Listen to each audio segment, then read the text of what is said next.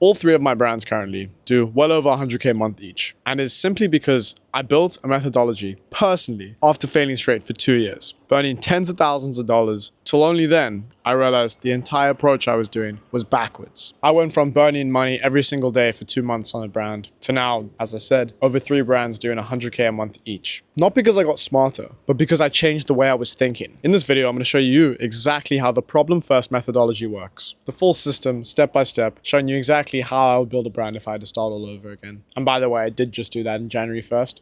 Started a brand literally 3 months ago already. As of yesterday, we hit our first 100K a month. I'll put up some screenshots there as well. Super excited, really. Might go celebrate that later today, but we'll see. Anyway, once you understand this full system, you'll understand exactly why you're struggling, why you can't stop seem to losing money, why you just feel like you're throwing shit at the wall hoping something sticks. Honestly, I'm not going to try to be a magic pill, but genuinely this could solve all your problems. And that's not a joke. Like, problem first approach, solve problems. Anyway, I apologize for the cringe, guys. Let's get into this video. So just a bit of context. I was probably like the same as you, spammy dropshipper, testing a shit ton of products every month. And eventually I realized, like most of you, oh, I need to transition into a brand. Everyone tells that you know how to do a brand, blah, blah, blah. So I listened to that. I dumped a lot of money into custom labels, right? Perfect fucking websites, marketing agencies, making sure I had the best ads possible, doing everything that to make sure this product couldn't fail. And what did it do?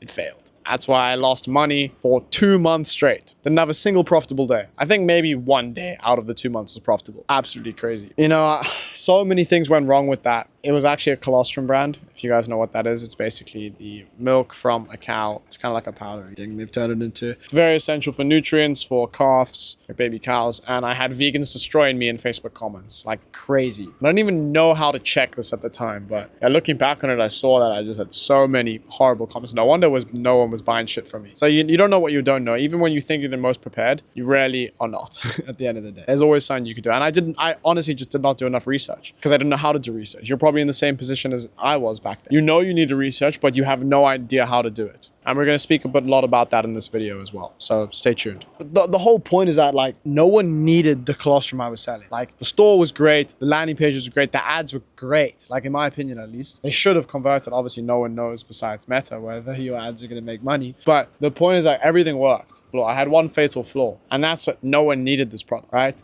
Was it the best solution on the market for the problem I was trying to solve with it? No. And I personally, even at the time, didn't even realize that I had to solve a problem. And this is my whole approach that I developed over the past 2 years. It's called the problem first approach. So what is problem research at the end of the day? Instead of rather going on spy tools like Calidata and all these fucking interesting tools, right, that show you trending products, instead of doing that, you need to be starting with a problem, because by using the spy tools, you're actually starting with the product. And that is why you can't stop failing. It's because you're starting with the product rather than the problem. You need to be doing deep research to actually find what are the top problems that, for example, women in their 50s are having, or new parents. Like, you need to find demographics of people that A, have high purchasing power, meaning that they can afford to actually pay to solve whatever problem they're having. People that have tried many other solutions to solve this problem, meaning that they're already quite deep in and are willing to almost try anything else to solve the problem. You need a demographic of people that have disposable income that could even pay, as I said, a premium to solve the problem. And most importantly, these need to be problems that are keeping certain demographic of people up at night. A golden nugget I'll also give you guys is you need to shift over to this thing I like to call consequence-based thinking. What happens if they don't solve this problem? How is their life affected? And the best ads ever dictate this and showcase it very well. Consequence-based thinking. XYZ, if you don't do XYZ, Y will happen. Or if you continue not doing Y, X will happen, whatever. Consequence-based thinking, write that down. Really important. Guys, this is a very difficult process. I understand it. It's very complicated now. That's why it took me 2 years to actually understand how to do it properly.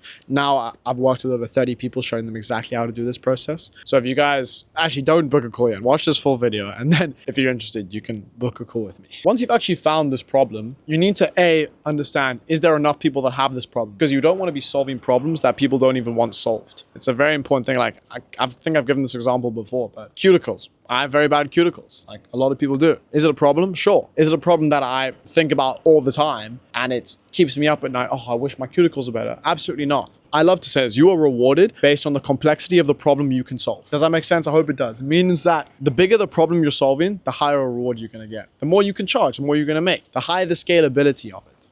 And I know if you're just a spammy dropshipper, you mean like, what? You're just thinking, what the fuck? This is crazy. I never even thought about this, right? I got a lot of people say that as well. Because we're trying to build a real brand here. I don't just fucking help people or just make a little bit of money. Cool, the financial success is great. I can travel the world and do whatever I want. But I'm trying to build something that actually helps people, leaves a difference on this world, right? Actually makes a difference on this world, rather, sorry. And has exit value. I want to be able to sell this brand. I'm going to be actually making an exit at the end of this year, hopefully. Depending on how Q4 goes, it's going to be hopefully a very high 7-figure multiple. And if Q4 goes incredibly, maybe 8 figures. But we'll see. That's a discussion for another video. You know, like I had one of my favorite students right now. He had tried 100 products. 100 products before coming to me. I told him everything about the problem first approach, how to actually find problems people want solved, how to then attach a product that solves this problem better than all the existing solutions on the market. And he's ripping 2K days right now. Literally, I think his biggest day yesterday, I'll try to put a screenshot up. I think it was a 3.7K day. Absolutely insane. The first product he's ever done with me, simply because we swapped the frame. His first ever product with me. Crazy. Like 100 products, now doing 3K days. I think he said over the 100 products, he didn't even do $1,000 in sales between all of them. Even though you just keep throwing shit at the wall, it might not ever stick because you're fucking using. This is a cool analogy. It's like you're using a bow and arrow, but you're shooting with marshmallows or something. You know, marshmallow's not gonna fucking hit the bullseye. You're not gonna hit the bullseye first of all, nor is it gonna stick. Does it make sense? I hope that's an okay-ish analogy. But I would say, to be honest, the common mistake is that people just always skip research just because it feels like it takes a long time. And it does. Research is the most important thing. If you're not putting in good research, how can you expect to make good ads? I genuinely think however long you're taking for research, double it. Give yourself a week to do research when you're doing problem research. Like genuinely, once you have the research down, everything else is easy, to be honest. And that's why when people work with me, we spend the first week showing you how to do research properly, how to find these opportunities in certain markets for certain demographics of people. I would say the next thing is more so offer building. Like I think people underestimate the power of a good offer. Like you could solve the best problem, great ads, but if you're not positioning it in a way and actually showcasing a great offer, no one's going to buy it. They don't feel like they're getting enough value. You need to be making offers that the people feel stupid for saying no at the end of the day. It needs to feel like, what the fuck? I have to try this. Like, why would I not? This is just, I might as well, you know? I'm talking congruent gifts, bundles, transformation, like packages, I guess, complete kits, upsells, post-purchase upsells, right? Subscription stuff. Like, rarely, if you have a bad offer, you're never going to make money, ever. I promise you. You can have the best product, the best problem, best ads, best landing page. You might make a couple sales, but you're not going to sustainably scale a good business on offer. Offer testing is a very important unlock for anyone doing even remotely a little bit of money. The same person I just spoke about, the guy who's tested 100 products with me, he now had a problem with AOV. With the cogs, we simply couldn't just get better. They were incredibly good, but we couldn't push the AOV quite a bit. The free gifts he was running had nothing to do with the product. Like, it was just simply a nice to have. You can't position your product as a nice to have. It needs to be a need to have. The same thing that goes alongside with the free gifts or the congruent gifts, whatever. They need to improve the overall experience or effectiveness of the product, meaning that it makes it easier to get results or it enhances the effect. Classic example I like to give this. I don't want to say it's product, but the point is that it was, I guess I could say it was a cream that solved some sort of problem. And we offered how do I say this without leaking it? It was a wearable, I guess you could say, that enhanced the performance of the actual cream. That makes sense. And then we just bundled it as also subscription, back-end stuff. The point is you need to be building an irresistible offer. And I think people neglect the offer side of things way too much. I'd say component 3 is data-driven decisions. I think you need to be in it for the long run. If you do the research properly, you shouldn't honestly be killing products. You should be killing ads and killing ad sets rather. So I think I see a lot of people like to make decisions on a short time frame. People want to say, oh, my performance is down today. Should I kill this ad? You need to be looking at things at least on a 3, 7-day and 14-day time frame. 30 days is great, but Meta's attribution works on a 7-day time frame. So 7-day rarely is the most important. I like to scale and draw back budgets, literally 24 to 48 hours, double your daily budget. If you're simply profitable, anywhere between 20-ish around percent margin, you can actually just increase your budget anywhere from 10 to 20%. If it's very high profitability, we're talking 30 plus, we can talk about doubling budgets or increasing budget by anywhere 50%. Meta have publicly said you shouldn't increase your budget more than 20%, but at high scale, that only accounts for. Like, if you're spending over $1,000, $2,000 a day on ads, then I wouldn't double your budgets by any means. Like 20% daily is more than enough. But yeah, I think like the main point is that people panic when ads go performance is down, but people don't understand things like creative fatigue. And how do you combat that is literally by simply learnings, right? How do you need to understand exactly what is working about this ad, right? Is it the hook? Is it the hold rate? Is it the offer? Is it the call to action? Like, is it the exact avatar we're calling out in this, right? What exactly about it? What type of ad is it? What is the format? How can we showcase it in different ways? Like, what is the messaging behind, right? And you just start creating these hypotheses, if that's how you say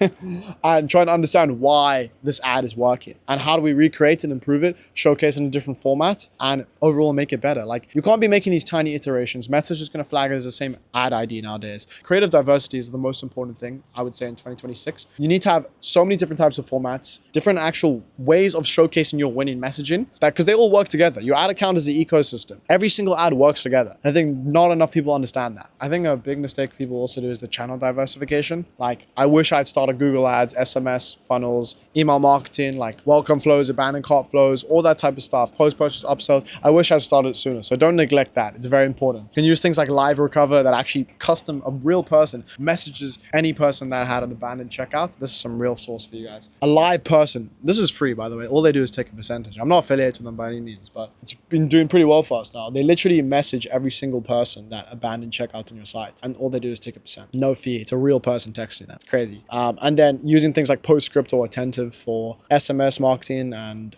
Aliyah for pop-ups, really important to get people into your funnel. Offer them a 10% discount code, make them answer a question or so. Get them in the funnel, retarget them with new offers, subscription takes, like everything. You need to build a list at the end of the day. It's very important. Like, the point is, you're gonna have really bad days sometimes performance-wise, and diversifying your channels is gonna boost your performance crazy. I guess the old way is kind of just this lottery approach, let's just you're almost gambling by just throwing shit at the wall and hoping science sticks, versus my new methodology. I guess you can break it down into three things. We start with the problem research. That is the what, right? The offer is telling them how, and the data-driven decisions is telling people when. Not telling people, telling you when we're scaling, when should be cutting, what should be tested. Exactly. It's all about analyzing what is getting spent, why it is getting spent, and then trying to figure out what to do next, right? Whether that's testing new formats, angles, whatever, right? I can't get into this incredibly, and actually how to analyze it. That would be 3 hours, maybe more. In short, it's literally just figuring out what is getting spent, why is it getting spent. At the end of the day, if Meta is pushing budget to something, it is liking something about it, right? It could be the angle. It could be the certain demographic of people would take. It could be the format that might even work. If it's not profitable and it's getting spent, it means Meta want to see more of it, but it's just simply not good enough to scale profitably yet. So I think people miss this out a lot. Like, an angle might get spent, and if it's not profitable, then it doesn't mean it's a shit angle. It just means you're not showcasing it in the best way.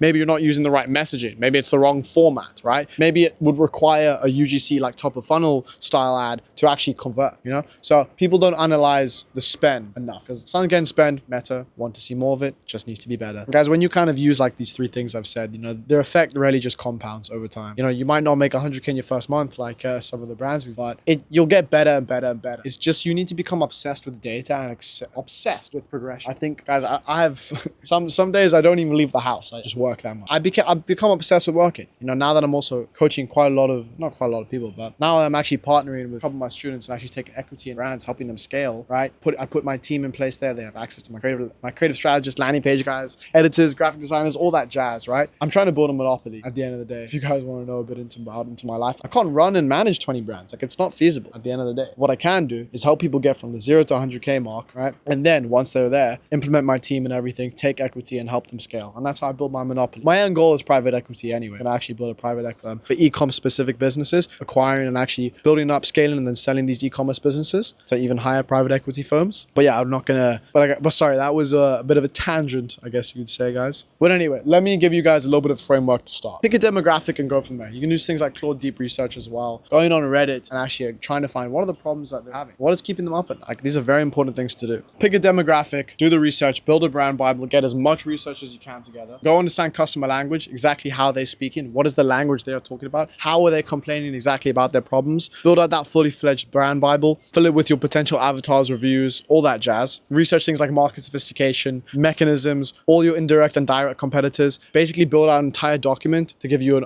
a very good market evaluation, and you're going to use that to actually script your ads. So I literally have prompts to do this myself, to be honest, but they're literally 70 pages each. Unfortunately, it's only my students can access that, but they work brilliantly. Easiest way to actually scrape problems that people are having. What I would do is, once you kind of find the problem that you want to solve, you need to go and understand what are the current solutions people have to solve that problem. You need to do a fully in-depth market research to actually find what are people doing to solve this problem? Does it actually work? Is it effective? And then going from there. Also, study what the biggest brands are doing. How are they showcasing their offers, right? Very important to do. Like, I'm not going to sit here and act like I got everything figured out. Yes, I'm running 3 brands that are each doing over 6 figures a month, but I'm still learning. You know, I check my Shopify dashboard every now and then, sometimes even every morning, which is it's a guilty pleasure I have. And sometimes I tie the performance to my day's mood, which is horrible. It's not healthy. But yeah, sometimes I even feel guilty when I'm not like working 16-hour days.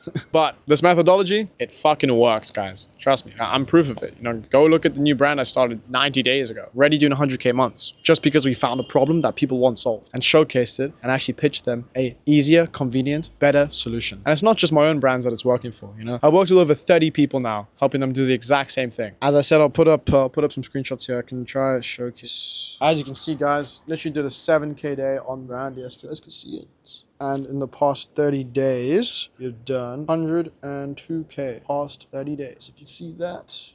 Which means literally we have 100K a month business again, which is fucking crazy, by the way. But yeah, literally, I'm just scaling every single day, hitting record numbers every day because I have no competition. That's what happens when you understand the problem first approach and how to actually implement it properly. Guys, I know this sounds very overwhelming, so just go and like and subscribe and go watch some of my other YouTube videos where I break it down even more. And if you are looking for someone to hold your hand, guide you through this crazy journey every step of the way, and you're looking for someone to give you guidance A to Z, everything from starting to actually scaling to over 6 figures a month, you can book a call with me in the link description. It's no bullshit course or no outsourced coach, whatever. You're learning from me personally one-on-one, as many calls as you want. Yeah. Cheers, guys. Thanks so much for watching. Have a good one.